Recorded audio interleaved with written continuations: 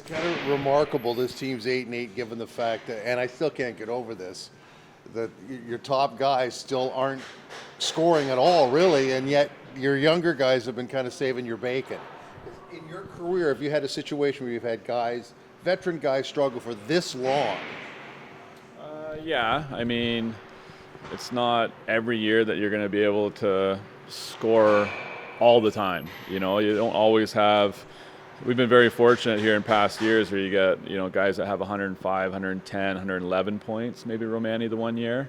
You got to find different ways to factor in that. We always thought the strength of our team was going to be the depth. So maybe in a silver lining way, it's showing that can be something for us, that, there's other people that are getting on the score sheet to add to these big wins. And I think it's just a matter of time. You can't keep some of our guys that have proven to score off the score sheet.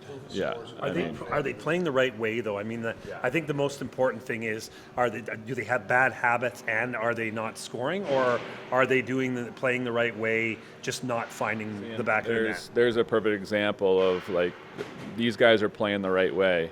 In terms of the scoring chances for and against, I mean, if I were to just show you what that is and what our record would be just based on that, it'd be tops in the division. So we're not worried. The chances are getting developed. Those types of things are happening. We're asked about Parker Vaughan there last week. He's starting to score, or Liam Amber, whatever. They're doing other things to make an impact in the lineup. Ethan Procession makes an impact every single game. He wants to score more. I know he does, and it's going to happen. But I don't think they're getting frustrated, which is a really good sign, and still continue to play the right way. What do you like about? Obviously, we talked about road trips and the camaraderie and the more time together. What do you like about a Western road trip coming up this a very long journey, about 8 hours on the bus tomorrow? That's the toughest part about it. It's the travel day to get out there. We're going as early as we've ever gone, which is a good thing that we're able to do that. It's a 3-3, so if we can play some good hockey, you can really ride the momentum train. And then also just looking at the other team's schedules, it's not like we're going to be up against it too bad because everybody's got a busy weekend.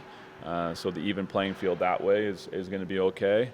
In fact, Flint's in Sault Ste. Marie tonight, so if we can take care of business and get on the road trip and play good hockey, you can try to ride the momentum a little bit in such a short time.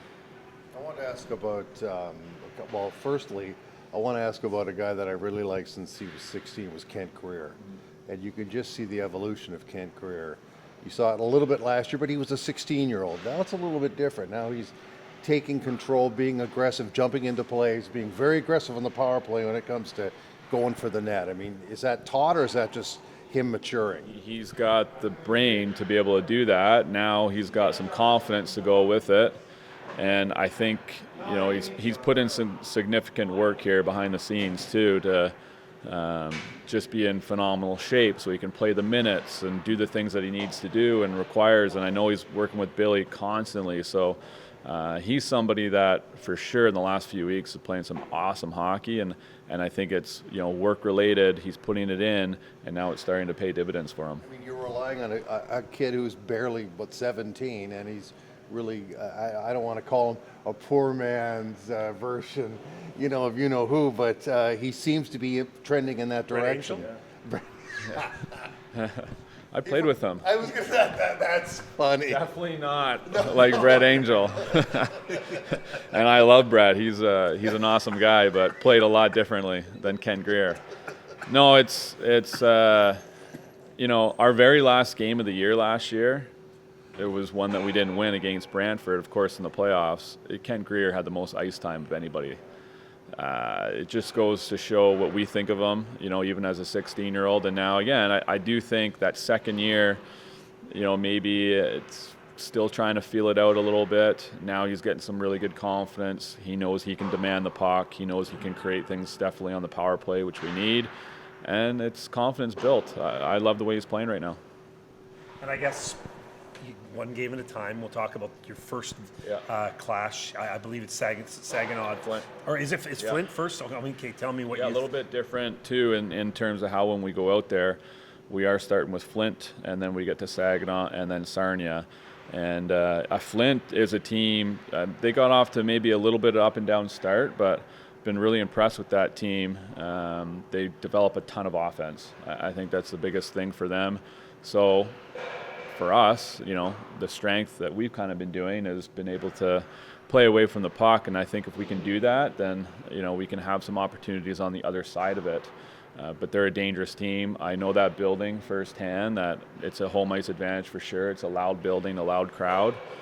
So hopefully we got to get out there. We got to take care of our bodies and everything tomorrow so that we can have some energy on Friday night. Any special feeling for you going back there, or is that way too far in the past? It is. I mean, I like to go back and I'll give a hug to some of the people that still work in the building. The people that are the ice maintenance, they're still the same. A lot has changed since I was there, but there was some good times for sure, and some people there that you still like to say hi to, and I'll make sure I do that on Friday. I got one other question. You scratched a veteran player on the weekend. Shamar Moses has struggled. He's minus 11. Is this sending a message to him? Yeah, I think it's just a team decision and a lineup decision, and he's anxious to get back in the lineup on Friday. But you don't do that a lot. That's what I'm saying. You don't do that a lot. So obviously, you're obviously trying to make a point that you got to step up more. Well, I mean, it's a team. It's not just myself. This is a team that we do, and again, he's anxious to get back in the lineup on Friday.